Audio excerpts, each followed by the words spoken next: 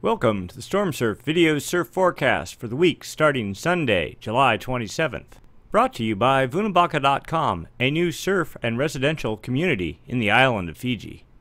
First, we'll take a look at the North Pacific Ocean, specifically the tropics. That's where all the activity is. A system south of Cabo San Lucas. 18-foot seas officially at this point in time. Small swell possible for Southern California, period in the 11-second range. Nothing significant. A series of weak tropical disturbances south of the Hawaiian Islands, with more to follow, and yet another system is developing off the Philippines. Let's put this in motion. Watch this evolve. Notice the system south of Cabo San Lucas pretty much starts fading out by Monday.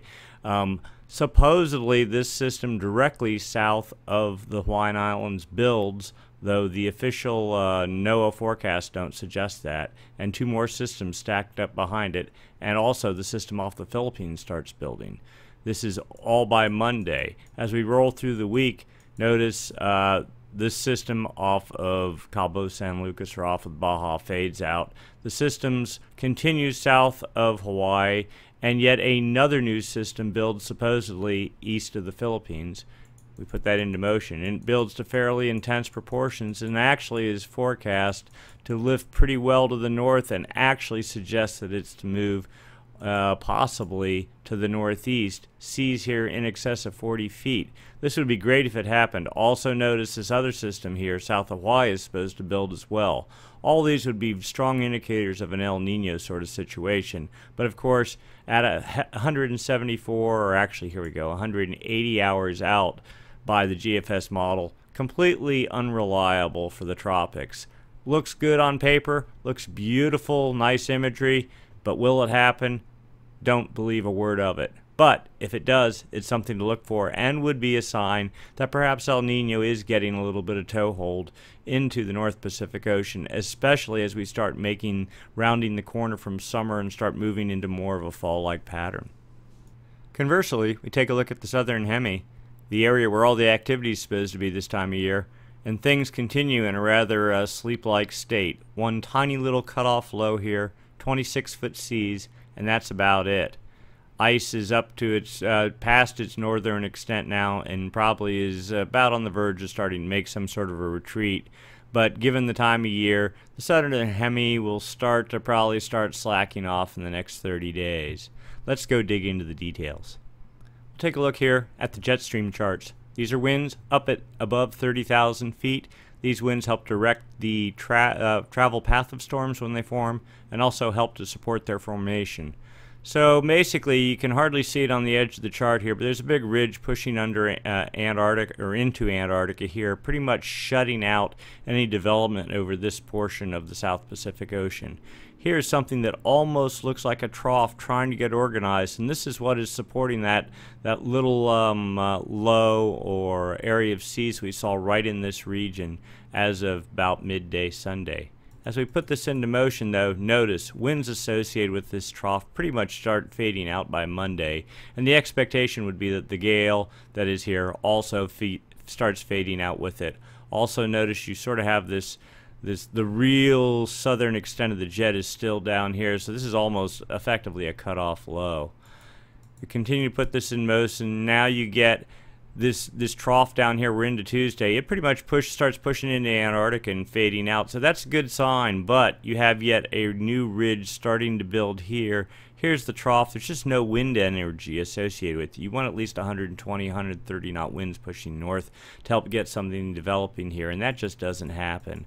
And as we go into Wednesday and Thursday, notice here's your winds. You're getting 150 knot winds, but rather than pushing north, they're actually pushing south, and this is into Antarctica. That's a ridge. That's pretty much just locking down the formation of storm development. Anyway, roll this out. Here is an actual legitimate trough by Friday, trying to get going here, just this little pocket of energy with a big ridge pushing south ahead of it. But notice, even the apex of the trough is falling southeast, so that suggests whatever does form will probably crash into Antarctica at some point. Roll this out, and there you go. You just got this big ridge pushing into Antarctica here, and just not a whole lot going on in this area. Something that almost looks like a trough starting to form Sunday. We're out almost a week now, and this actually looks like a legitimate trough here, but at 180 hours out, I don't know how believable that would really be. Let's go take a look at the surface, see what's projected there. So here we go. Here's current imagery, or current model data. Surface level pressure, surface level winds. Notice the small gale here east of New Zealand, 40 knot winds over an incredibly small area, pretty much shadowed relative to Tahiti and up, pushing up into California. Exposed though relative to Hawaii. We'll just put this into motion. Notice this gale continues into almost Monday, and then it starts trying to redevelop. Not a whole lot. 35 knot winds really isn't enough though. You need at least 40 knot winds to get enough period for a swell to actually make the journey up into California and Hawaii. But still, something trying to organize. Then here we go into, let's go back here, take a look. Tuesday afternoon, 45 knot winds. Not really pushing up into the Tasman Sea, but at least it's some fetch here. We'll see how this plays out. It just starts falling south and fades out. Not a whole lot going on there. And then a much stronger system. We're into Thursday now. 55 knot winds. Building, this is actually 65 knots. Very powerful system. And actually, let's take a look at Great Circle paths up into Northern California. The winds are actually pushing up the Great Circle paths. 216 degrees, unshadowed relative to Tahiti. Same deal with Southern California, about the 218 degree path. In Hawaii, just barely, but not really aimed up the path, more cutting across. Anyway, here's the issue. Notice it's falling south rather than tracking northeast up into the pass to our preferred targets in our forecast area.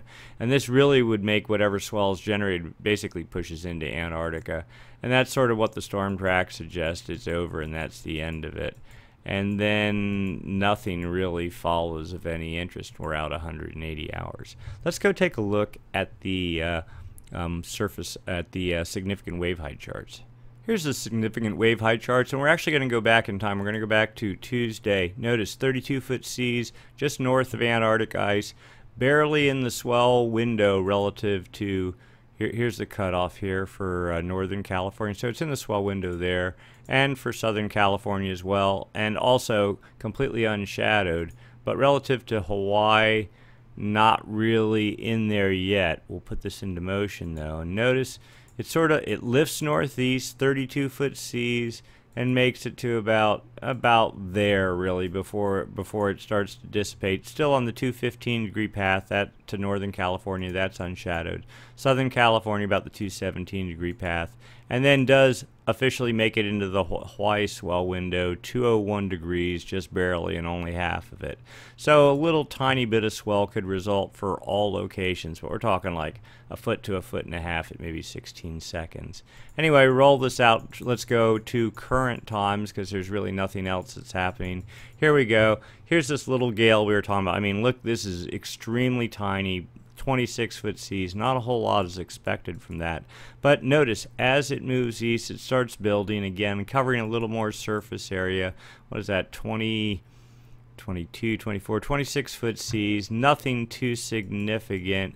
It actually looked a little bit better on a previous run. Here you go, we're into Tuesday night, and we have 26, probably 27-foot seas over a good area, but by that time, it's out of the Hawaiian swell window. It is east of the Tahiti swell shadow, pushing up about the 195 degree path to California, and about 193 for Northern California. That was Southern California there. So that looks like there is some potential. That would be good for, and notice it goes on a good long while, pushing fully out of the window. So that's like a 4-day trek across the ocean here. Good for probably some 15, 14 second period swell. Also notice here, now let's go take a look at the Tasman Sea. We're into Wednesday, and that series of storms that were forecast for that area. 42-foot seas. Again, not really, we're looking at this mainly relative to Fiji. Not really pushing up, but probably good enough for sideband energy for Fiji. We don't have the Great Circle Pass for Fiji on this chart, but it's pretty much a straight shot right up there.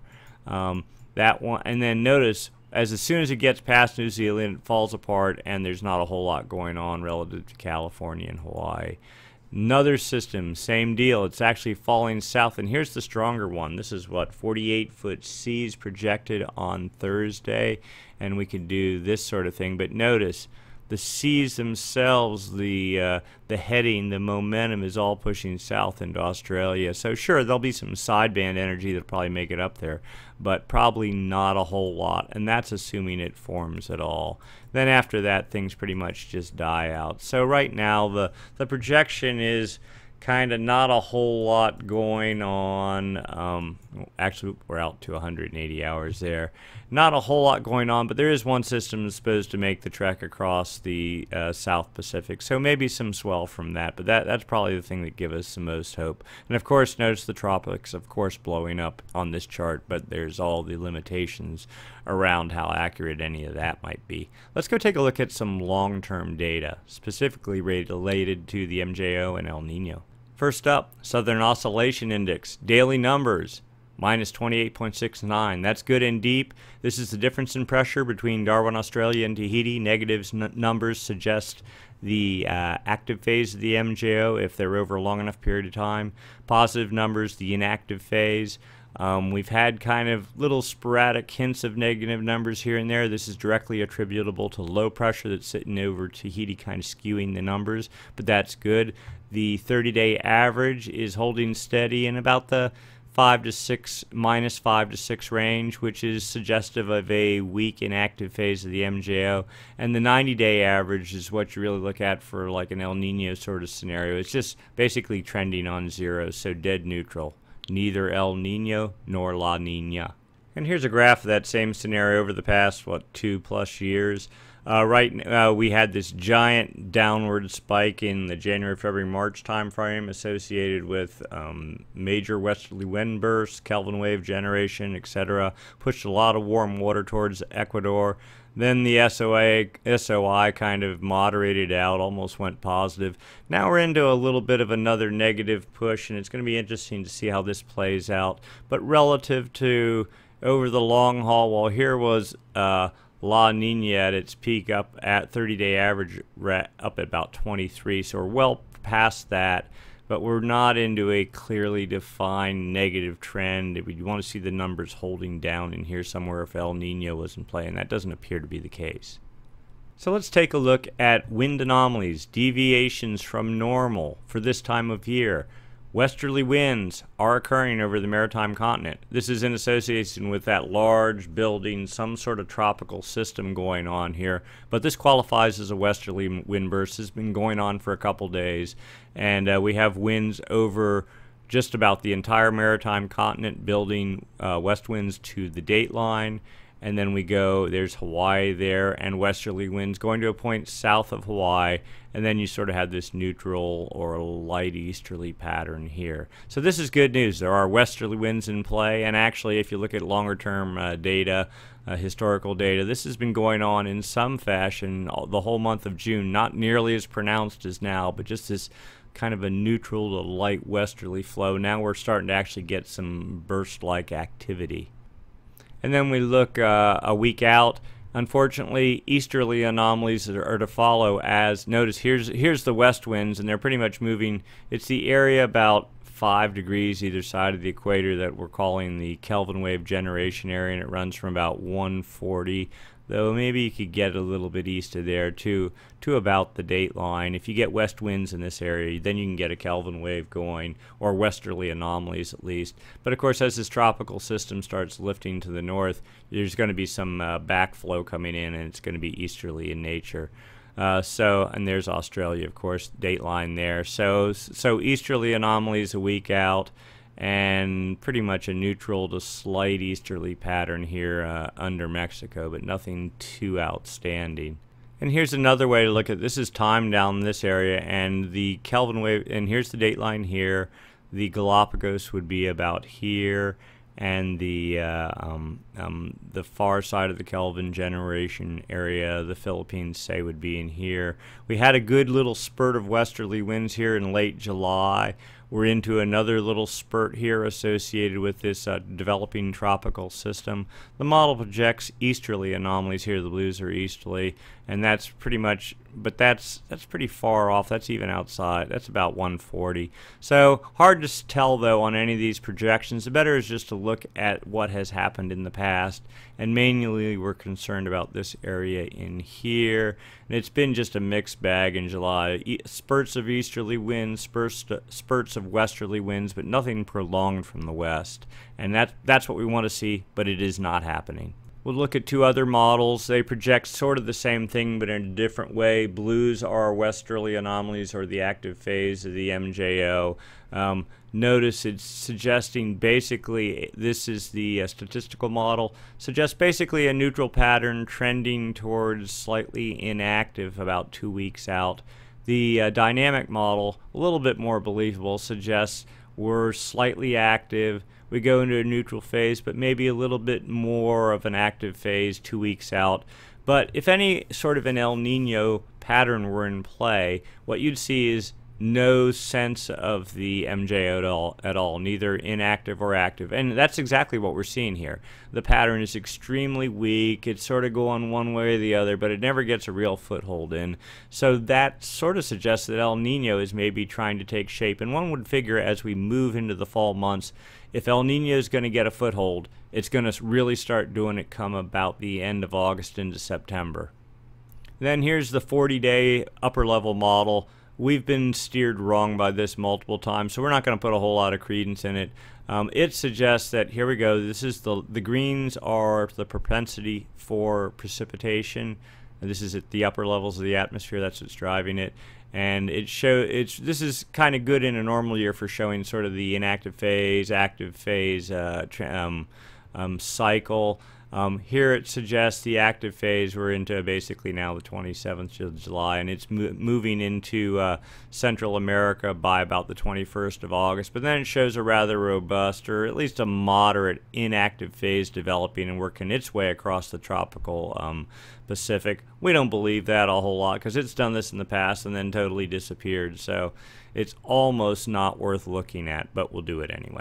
Next, we're looking at sea surface temperature anomalies. These are deviations from normal for this time of year. Notice the warm pool building up. This has been in place for quite a while. Actually, we're going to go back in time and show you something here.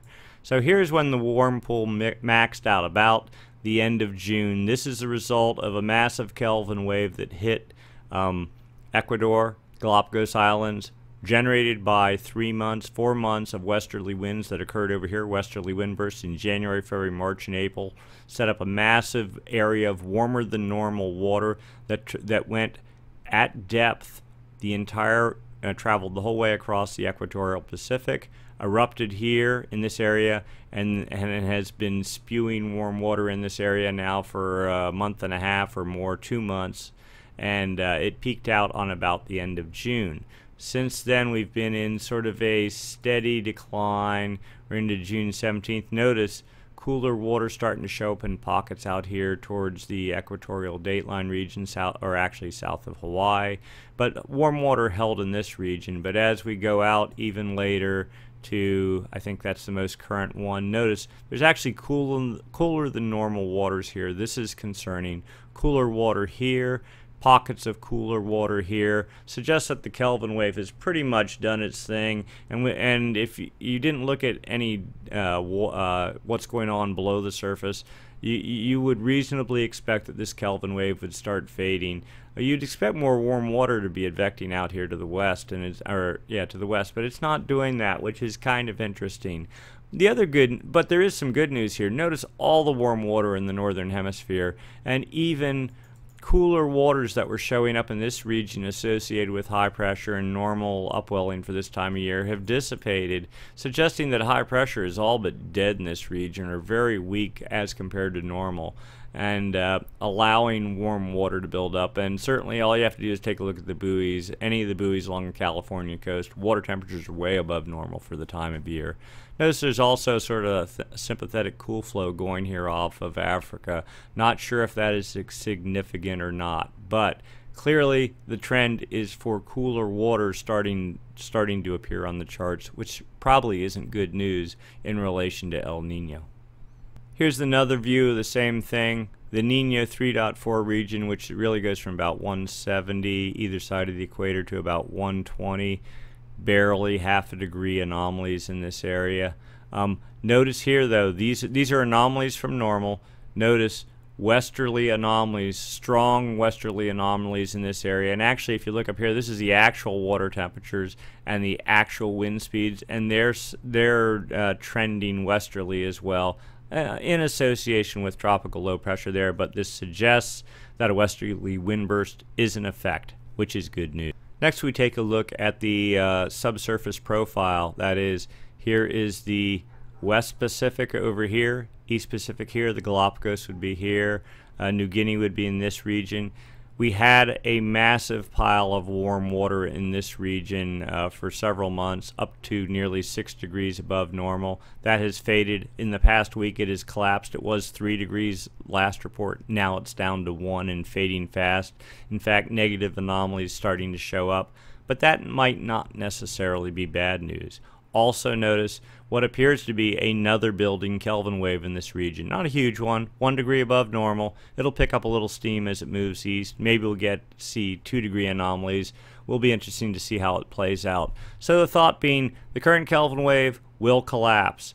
Slightly cooler waters built in behind it. But we're not necessarily in a panic in this point in time, because typically what happens is you get a Kelvin wave, and this is called the downwelling phase of the Kelvin wave, where warm water starts gurgling to the surface, does its thing over a multi-month period. Then there's the upwelling phase, where water temperatures drop off. It actually kind of goes cool for a little bit until the next Kelvin wave shows up, makes its way into the area. So it would take the better part of probably 2 months for this warm water here to make it here, and 3 months through the whole cycle. If we get more westerly winds and stronger westerly winds, which is a suspicion of what might happen, especially as we make the transition into the August, especially late August, early September time frame. If El Nino was going to happen, west winds would really start picking up over here. Kelvin waves would build more, and the pump would restart. So we're not going to get too worried yet about